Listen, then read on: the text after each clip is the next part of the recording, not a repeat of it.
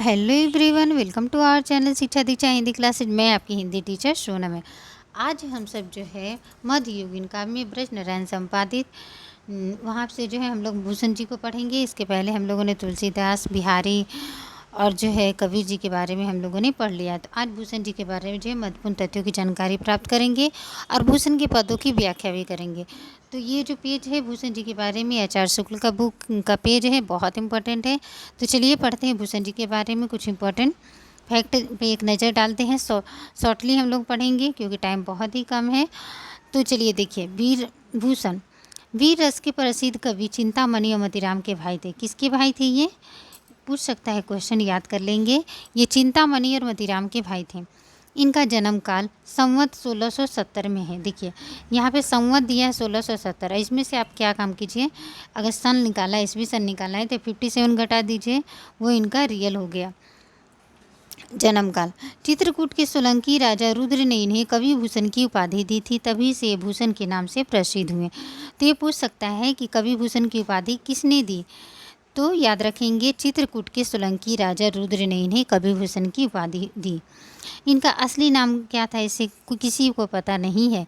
कई राजाओं के यहाँ रहे। अंत में इनके मन के अनुकूल आश्रयदाता जो इनके वीर काव्य के नायक हुए छत्रपति महाराज शिवाजी मिले। पन्ना के महाराज छत्रसाल के यहाँ भी इनका बड़ा मान हुआ। देखिए यहाँ पे दो लिख रहा है कि दो आश्रयदाता, एक है छत्रपति महाराज शिवाजी और महाराज छत्रसाल के यहाँ भी इनका बहुत बड़ा मान हुआ था। कहते हैं कि महाराज छत्रसाल ने इनकी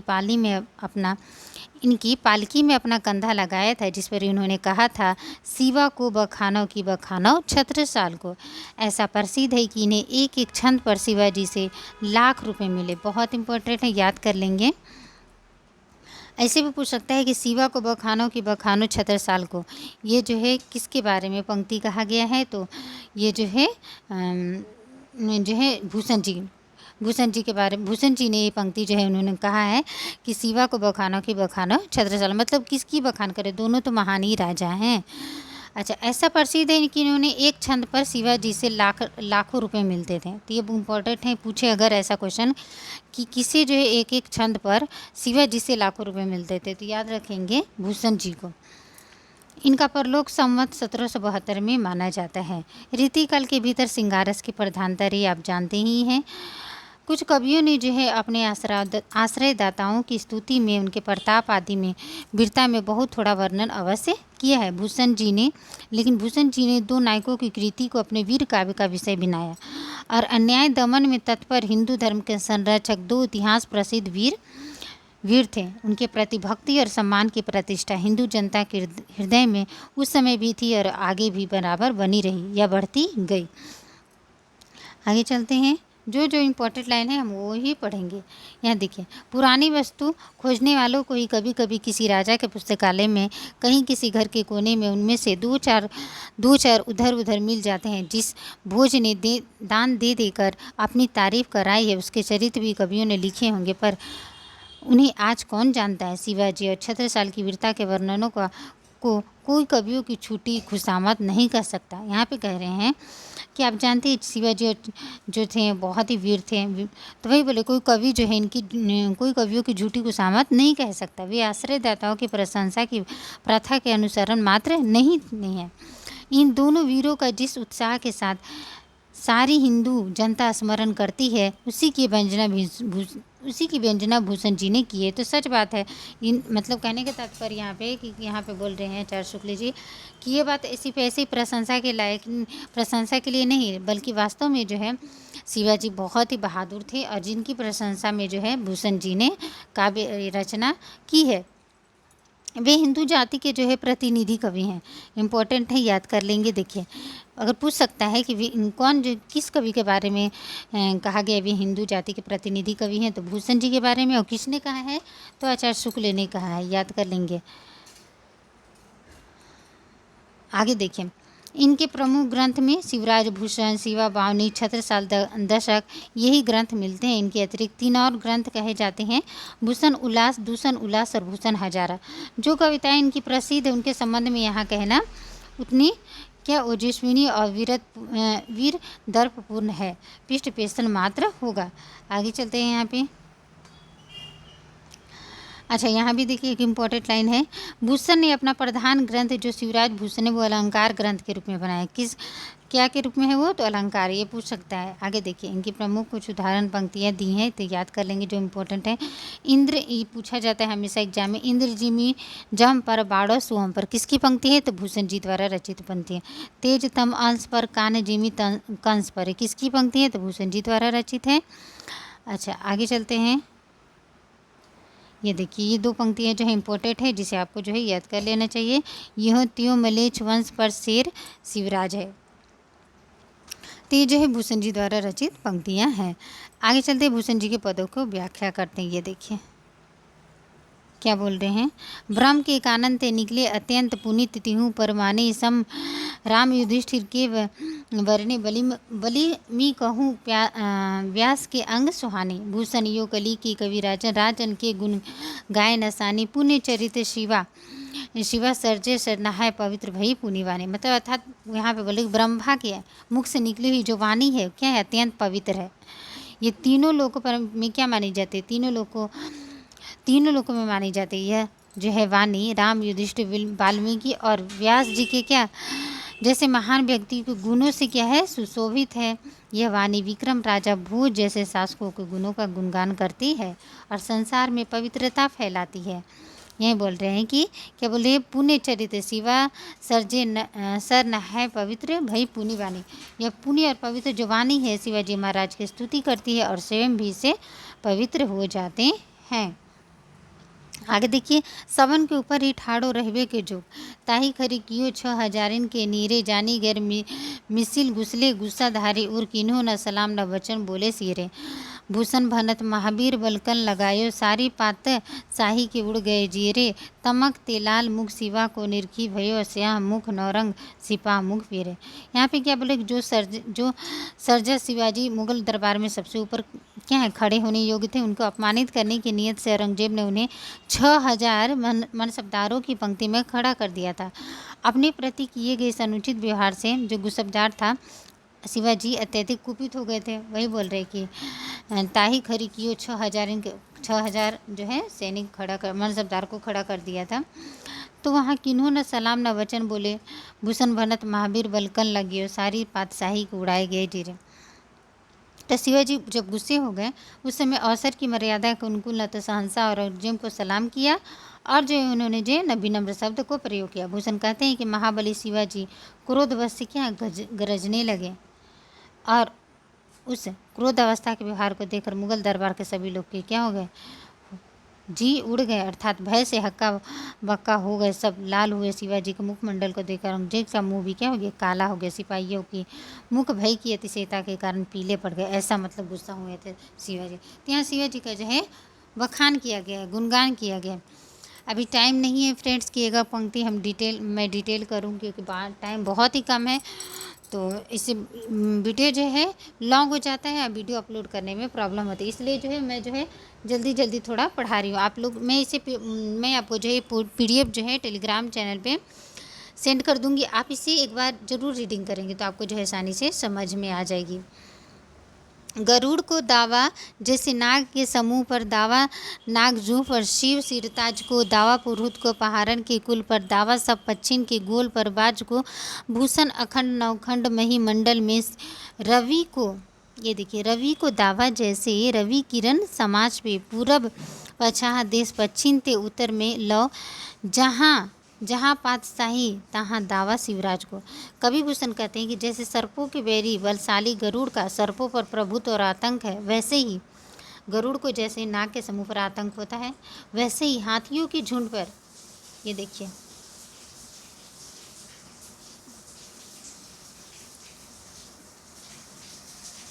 वैसे ही हाथियों के झुंड पर किसका प्रभुत्व होता है? तो शिव का, पराक्रमी शिव का।